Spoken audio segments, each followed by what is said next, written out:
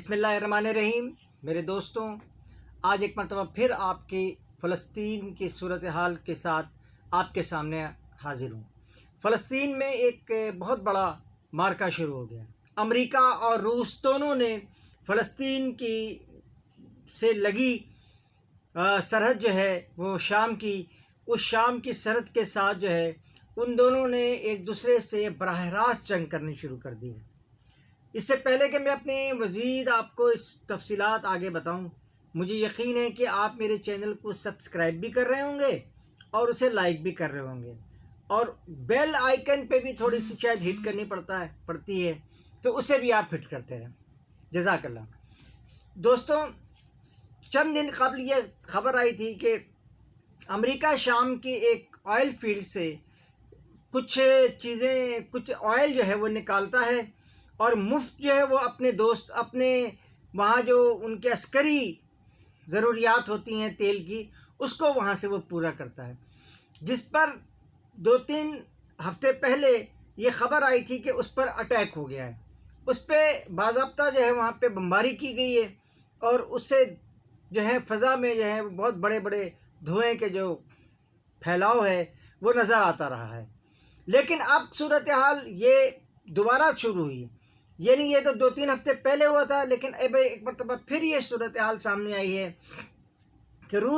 پتہ یہ چلا کہ روس نے جو ہے وہ ان کے ایئرپورٹس پہ، یا ان کی جو ایئر بیس ہے، جو فوجی ایئر بیس ہوتے ہیں، عام طور پہ ان کے ساری ایئر بیسیں جو ہیں یہ مشرق وسطیٰ میں جو بنی ہیں، ریاض میں بھی ہیں، اور وہ بحرین میں بھی ہیں، اور متحدہ عرب امارات میں بھی ہیں، یہ ساری کی ساری فوجی ایئر بیسز ہیں۔ ان کے سول لوگ بھی جب وہاں دورے پر آتے ہیں تو وہ بھی اسی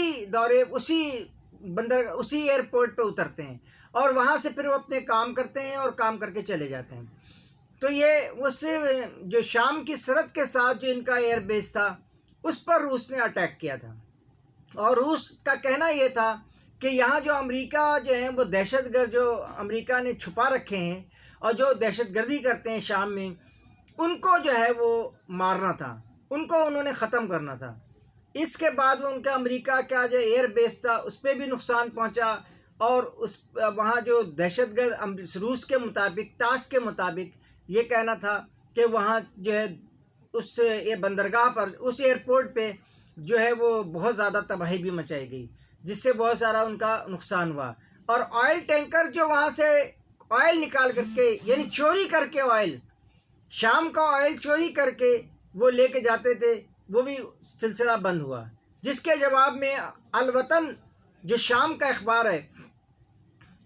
اس نے یہ بتایا کہ الوطن اخبار نے یہ بتایا کہ امریکہ نے بھی اس کے جواب میں روس کی جو ایئر بیس ہے، جہاں سے انہوں نے جو ہے وہ چند سال پہلے جو ہے وہ اسرائیل کو بھی کنٹرول کیا تھا، اور اسرائیل کو یہ دھمکی بھی دی تھی کہ دیکھو اگر تم نے بیت المقدس کا اور مسجد اقصیٰ کا اسٹیٹس تبدیل کرنے کی کوشش کی تو یہ تمہارے لیے اچھا نہیں ہوگا۔ اور اس کا جواب، اور یہ اس نے اپنے سفیر کو بلا کے کہا تھا، اسرائیل کے سفیر کو باضابطہ اس نے ماسکو بلایا تھا، اور وہاں پہ یہ بات اس کے سامنے رکھی تھی کہ دیکھو ایسا کرو۔ یہ 1-2 خبریں تو ایسی آپ کے سامنے آ رہی ہیں، یعنی ایک تو تاس کی خبر تھی جو میں نے آپ کو پہلے بتائی کہ روس نے امریکہ کے اڈوں پہ بمباری کی، اور پھر جو یہ الوطن اخبار جو شام کا ہے اس نے یہ خبر دی ہے کہ امریکہ نے بھی روس کے جو ایئر بیسز ہیں اس پر حملہ کیا۔ لیکن ان حملوں سے بڑی خبر، ایک اور خبر بھی آپ کے سامنے شاید رکھنا چاہوں گا، اور وہ خبر یہ ہے کہ محترم جناب نسیم حسن شاہ کا نام آپ نے سنا ہوگا۔ یہ ہمارے PCB کے بیڑا غرق کرنے والے چیئرمینوں میں سے ایک چیئرمین ہیں۔ ان کے دور میں جو ہے کھلاڑیوں کو بھی اطمینان نہیں تھا، اور کھیل کا بھی سارا ماحول ختم ہو چکا تھا، لیکن اب انہوں نے ایک نیا کھیل اور نئے PCB جوائن کر لیے۔ یہ ایک وفد لے کر کے گئے ہیں اسرائیل، اور اسرائیل میں بہت طویل ترین جو ہے نا اس وفد سے اسرائیل کے اعلیٰ حکام سے ملاقات ہوئی ہے۔ اس بات کی تردید تو شاید کبھی نہ آئے، اور اگر تردید آئے گی بھی تو وہ نجی دورہ تھا، اور وہ ایسے ہی ملنے گئے تھے۔ لیکن یہ ممکن نہیں ہے کہ کوئی اسرائیل کا جو ہے پاکستانی پاکستان سے روانہ ہو اور 8-10 لوگوں کا اس میں وقت تھا۔ اس کے علاوہ اور یہ خبر میں آپ کو بتاؤں کہ یہ پاکستان نے نہیں دی ہے، نہ ہی کسی غیر ملکی خبر نے، یہ خود اسرائیل کے یروشلم پوسٹ نے اس خبر کو جو ہے بہت نمایاں کر کے لگائی ہے، اور اس نے بڑی خوشی کا اظہار کیا ہے کہ پاکستان کی طرف سے اب مثبت انداز میں اسرائیل سے جو ہے وہ علیحدہ سلیح شروع ہو چکی ہے۔ اور اس کے ساتھ ہی آپ نے دیکھا ہوگا کہ پچھلے دنوں ہمارے جو متحدہ عرب امارات کے پاکستان میں سفیر ہیں، ان کی سرگرمیاں جو ہیں وہ ایسے یہاں پہ بہت زیادہ، ہم نے پہلے بھی اپنی ویڈیو میں اس کا ذکر کیا کہ وہ بہت تیزی کے ساتھ جو ہے وہ ایکسیلریٹ کر رہے ہیں۔ کبھی وزیر اعلیٰ سندھ سے ملتے ہیں، کبھی وزیر تجارت سے ملتے ہیں، آرمی چیف سے ملتے ہیں، وزیر اعظم سے ملتے ہیں، اور وہ سارا کا سارا کھیل جو ہے وہ سیلاب زدگان کی امداد کے لیے سامنے آ رہی ہے۔ لیکن ان کی بہت زیادہ سفارتکاری اور پاکستان کے جانب سے نصیر حسن شاہ کے ساتھ جو ہے ایک وفد کا اسرائیل جانا، اور یہ ساری صورتحال جو ہے اس بات کی غمازی کر رہی ہے۔ میں آپ کو بتاؤں کہ ماضی میں پاکستان نے اسرائیل کے دعوے کے مطابق کہ برٹش گورنمنٹ کے توسط سے، ان کے تعاون سے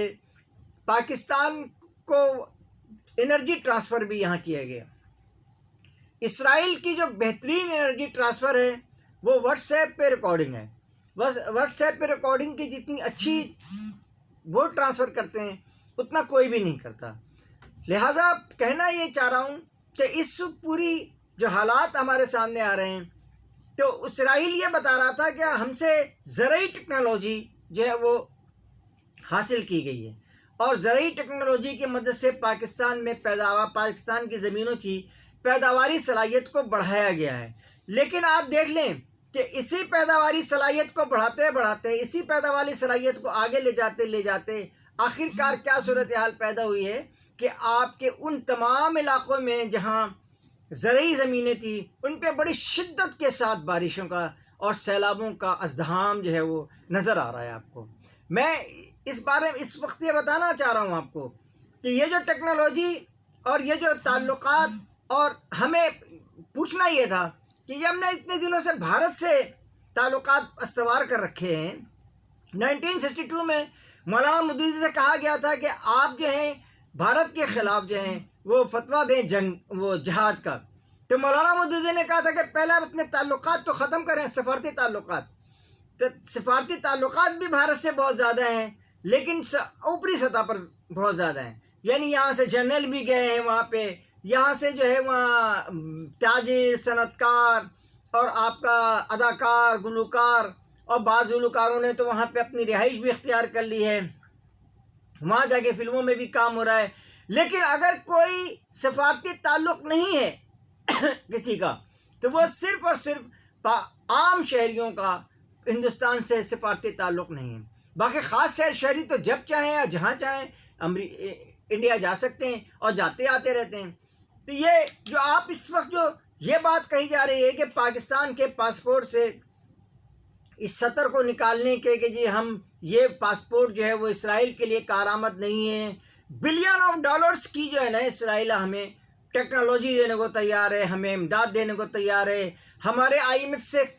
جو اس وقت قرض ہیں وہ معاف کرنے کو تیار ہے، اور یہ سب کچھ اس نے بنگلہ دیش کے ساتھ بھی کیا،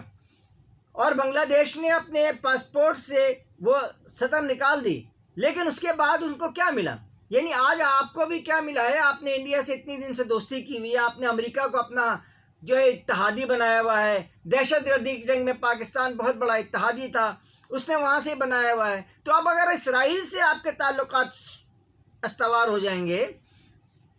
اسرائیل سے اگر آپ جو ہیں یہ جنرل مشرف کے دور میں جو ہے اتنی تیزی کے ساتھ اسرائیل سے، بلکہ آپ کو میں بتاتا ہوں خورشید قصوری صاحب جو ہیں وہ جو وزیر خارجہ تھے، انہوں نے خود مجھے یہ بات بتائی تھی کہ جناب میں وہاں جا کر کے ٹرکی میں جو ہے ان سے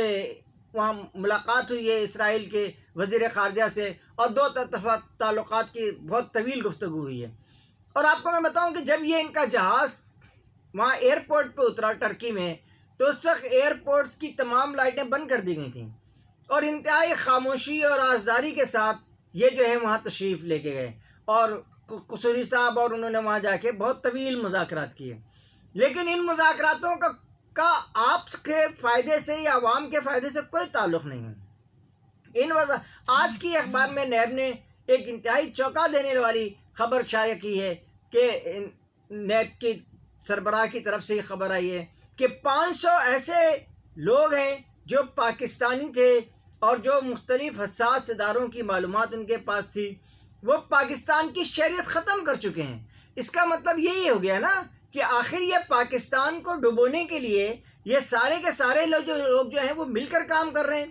اور اس کے لیے کیا ہمارے جو حکمران ہیں، ہماری اشرافیہ ہے، ہمارے جو بڑے لوگ ہیں، وہ اس بات کا انتظار کر رہے ہیں، کبھی اسرائیل کو تسلیم کرتے ہیں، کبھی ختم نبوت کے قانون میں تبدیلی کرتے ہیں کہ یہ قوم جو ہے ایک دم فساد کرنے کے لیے کھڑی ہو جائے،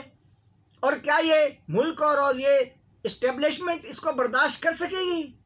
بس آج کا یہ سوال ہے، ذرا آپ بھی غور کریں اور بتائیں کہ آخر وہ کون سی وجوہات ہیں جس کی وجہ سے جو ہے نا یہ سارا کھیل کھیلا جا رہا ہے، اور پاکستان کی بری سے بری حالت۔ کبھی کہا جاتا تھا کہ جی یہ نشکاریاں ہو جائیں گی تو ہمارے قرضے، ہمارے بجٹ کا خسارہ کم ہو جائے گا، جیسے ہی نشکاری ہوتی گئی آپ کا بجٹ کا خسارہ بڑھتا گیا۔ کبھی کہا تھا یہ قرض جو آ رہا ہے بجے یہ IMF سے جو ہمارا معاہدہ ہے وہ یہ آخری معاہدہ ہوگا انشاءاللہ، اور پھر ہم یوں ترقی کریں گے، یوں ترقی کریں گے۔ تو اس طرح کے لاری رپے جو ہے نا وہ دینا بند کریں خدا کے لیے عوام کو۔ میں حکمرانوں سے، اسٹیبلشمنٹ سے اور ارباب اختیار سے گزارش کرتا ہوں کہ اس ملک پر رحم کھائیں، اور انہیں کبھی بھی یہ بات نہیں سوچنی چاہیے، اس بات کو اپنے ذہنوں سے نکال دیں کہ خدا نہ خواستہ اگر ہماری قوم کھڑی ہو گئی اور ہماری قوم نے کسی قسم کا فیصلہ کر لیا تو پھر کسی کے لیے بھی یہ بات ممکن نہیں رہے گی کہ وہ ان فسادات کو بچا سکے۔ اس کے ساتھ ہی اجازت چاہتا ہوں، مجھے یقین ہے کہ آپ میرے چینل کو سبسکرائب بھی کریں گے اور اسے بیل آئیکن پہ ہٹ بھی کریں گے۔ اللہ حافظ، السلام علیکم۔